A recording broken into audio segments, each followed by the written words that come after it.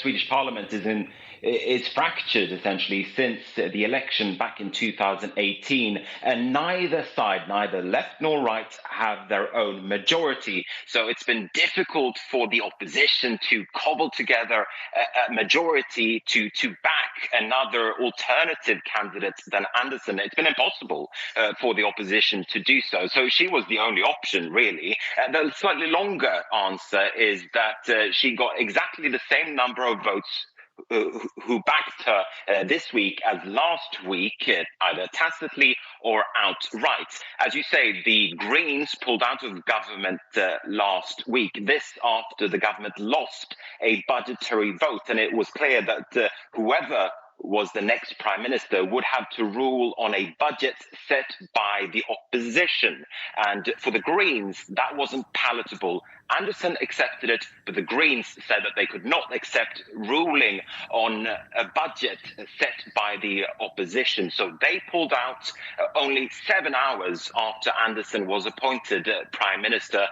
She had to find another majority. She did find another majority because the Greens said that they would essentially back her. Despite the fact that they were no longer in government, they would tacitly back her up.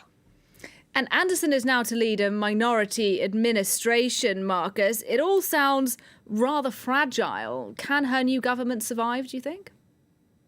Well, I mean, you're right. It is very fragile, this new government. In Swedish parliament, there are 349 seats. The Social Democrats, i.e. this minority government, will have just 100 of them, so less than a third. At the same time, there are a lot of experts and politicians who say that it might actually be easier for the Social Democrats to rule on their own, to run government on their own. They don't have to worry about a coalition partner.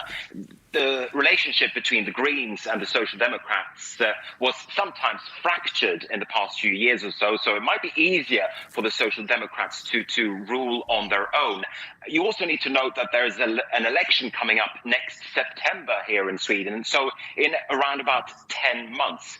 And a lot of experts say that it's not palatable for any party really to arrange another election now in order to appoint another prime minister. So everyone is saying that most likely all of the parties in parliament will like to wait and see until the next regular election, which, as I say, is supposed to take place next September. So I suppose that speaks in favor of her remaining in power, at least until then.